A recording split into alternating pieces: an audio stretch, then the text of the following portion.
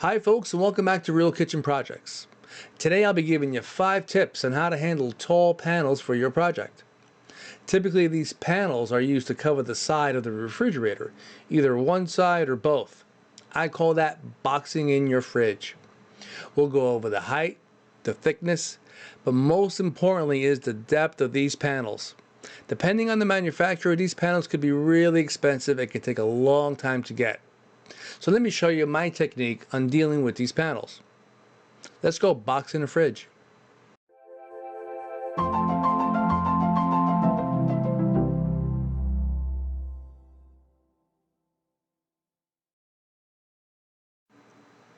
Step number 1. Order a panel that is larger than 24 inches deep. Okay folks, let's start boxing in our fridge. Like I said in step 1, make sure that you buy a panel that's deeper than 24 inches deep. Let me show you this panel here. Their first default panel comes in at 24 inches. Some cabinet lines offer a deeper cabinet. Some cabinet lines don't offer anything deeper than 24 inches. The higher end lines and the cabinets with more options will definitely offer a deeper panel. That is crucial in this. Step number 1, order a panel deeper than 24 inches. You're saying why? Because a base cabinet, the box alone, not including the door, is 24 inches deep. From here to here is 24 inches. Then you have 3/4 for the door and the bumper. You're looking at least 25 inches deep. That means that panel will end at the back of this door, and you don't want that. That is way too shallow. That's not even considering if the floor is out of whack, the walls have a belly on it, the place is not level. That is not deep enough for that panel. So what I like to do is I like lines that have a little bit more options. This particular line has a panel that comes in 27 inches deep. That's great. You may pay a little bit more, but it's not a custom option. I'm not changing the size of this panel. They actually carry it at 27 inches. It's not a modification. Some lines, that is a modification, and that costs more. I don't know why they do that. 24 inches is a waste of a panel, especially if you want to cover the side of the refrigerator. So let me get rid of this panel here. And we're going to use the 27-inch deep panel right here. The next thing, let me just move this wall cabinet for now.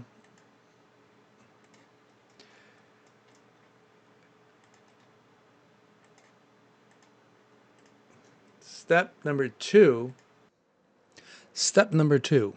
have your fridge on site. Having your fridge on site puts you at a great advantage. You can slide the fridge into the space, you can take proper measurements, you can locate your water and power lines, and prepare for any imperfections that you may have in that area, such as a crooked floor or a belly in the wall. Once that's established, we can move on to step number 3. Step number 3, moving your fridge into the proper space. Okay folks, so now we have our fridge on site. We're going to slide it into place. I have 2 refrigerators here. One's 30 inch deep, the other is 27 inches deep. The 27-inch deep refrigerator represents a counter-depth refrigerator. Counter-depth refrigerators have the box at 24 inches and the door is about 3 inches, so you're looking at a total of 27 inches. A pretty standard refrigerator is 30 inches deep. With the door, it could be even 33. So let's go with this one first. Here we have a 24-inch panel and a 36-inch, 24-inch deep cabinet. Slide it into place. Now, let's take a quick look at what that looks like. As you can see here, you can see the side of the refrigerator and then the door. If you were to place your base cabinet here, I have one right here. Before I place the base cabinet, I always like putting in a filler because I don't like having the doors rub.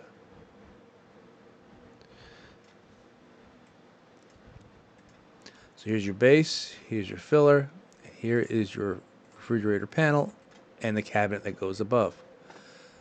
Let's just put in a quick countertop so you get a little bit more of a finished look.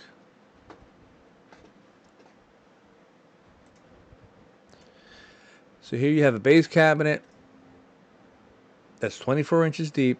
Your panel's 24 inches deep. As you can see, the side of the refrigerator is sticking out. Most refrigerators, the sides are painted black and the doors come in stainless. That's how it is. Now you can see how the countertop extends beyond this panel. You don't want that finish. You don't want that detail like that. You want this panel to be at least up to the end of the box. This way this countertop dies into this panel, nice and clean. You don't want this corner sticking out. So that's with a 24-inch panel and a 30-inch deep refrigerator. Now, we haven't even pulled that refrigerator off the wall. Most refrigerators will have to be pulled off the wall a couple of inches because you have your outlet back there and you have your water line. See what that looks like. Now you can see even more of the side of the refrigerator. That's why I say slide your fridge in place and mock up where it's going to be with the panel so you can get a better idea of what the finished product is going to look like. It's always good to have your appliances on site. Here's a perfect example of why you don't want this 24-inch panel. So I'm going to switch this panel out.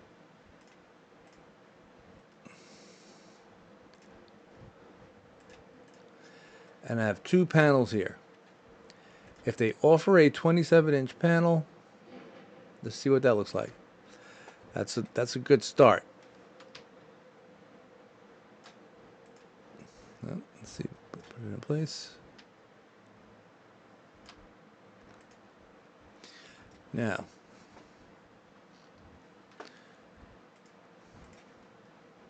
let's see what this looks like. Now you can see the countertop dies up against the panel, and the panel is covering 99% of the side of the fridge. That's a good look right there. That's how you want it. So if your cabinet line offers a deeper panel, deeper than 24 inches, grab it. You're going to need it. Now you're saying, what's going on with this wall cabinet here? When you install this wall cabinet, you have to pull the wall cabinet box to the front of the panel. So now this gets pulled up here. Now we have a more of a finished look. So there you have it with a 27-inch deep panel, your fridge in place. You can pretty much see the finished product before you cut anything, before you screw anything together. Now this is providing that your floor is level. Now if your floor is uneven from front to back, you have to trim this panel up or down depending on what the situation of your room is. That's why it's always good to get a higher panel. You can trim the bottom, you can trim the top. If you don't give yourself enough material to work with, it could be a problem when you're installing this panel. Now, let's go with the 27-inch deep counter depth.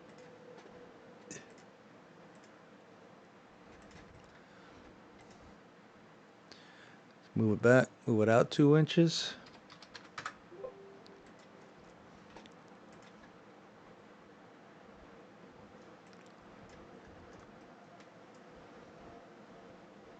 Look how nice that looks.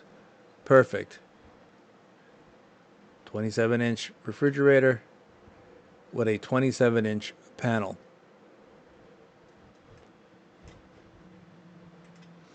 Now, if they offer a 36-inch panel, don't worry about it. That's even better. You can trim the height, you can trim the depth. You have a lot more options with the deeper panel.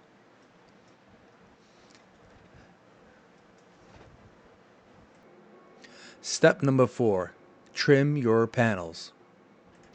Okay, folks, step number 4 is trimming our panels. So we slid the refrigerator into place.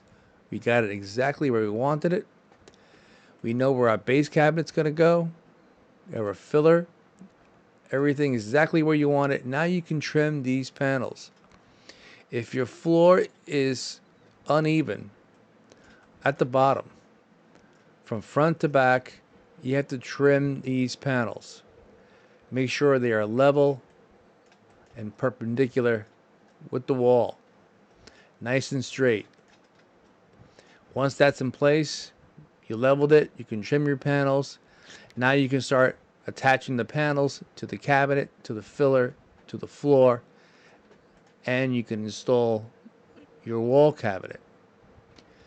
Crucial. And if you have a bigger panel, don't worry about that. You're even in a better position because now you can really get exactly the depth that you want covering the side of that refrigerator with plenty of spare material. The deeper the panel, the better off you will be. Although it'll be a little bit more money. If you haven't installed a kitchen before, trust me, you need all the material you can get. These panels are not cheap. So we attach the panel. We have the fridge exactly where we want it, front to back. Everything's looking perfect. Now, step number 5, dealing with the countertop. Step number 5, checking the countertop depth. Okay, folks, so we purchased a panel deeper than 24 inches. We had a refrigerator on site. We slid it into place and we pulled it off the wall exactly to the depth that we wanted. We trimmed our panels and installed them. Installed our base cabinets, our fillers, and the cabinet above the refrigerator. So let's take a look at what this is. And this is what you should have at the end of the day. Now we need to determine the depth of the countertop. So the cabinets are 24, the box.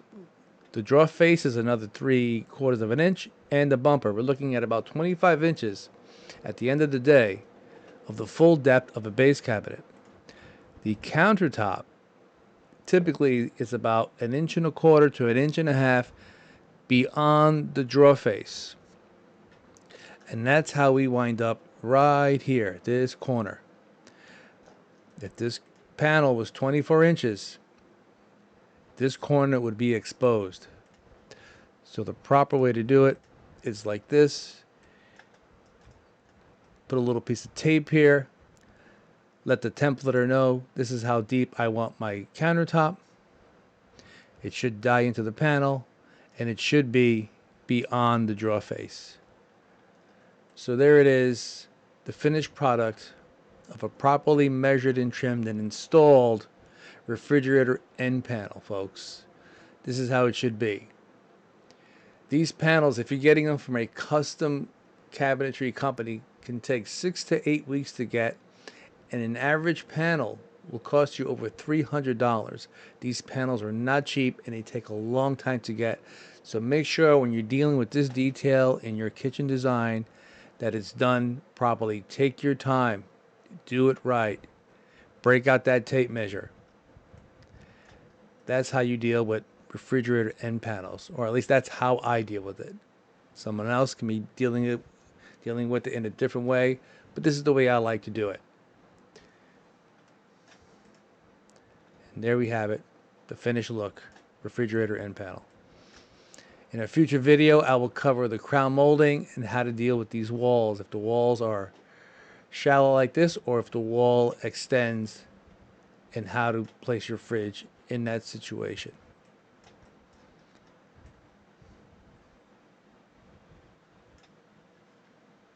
Well, folks, that's it for this episode.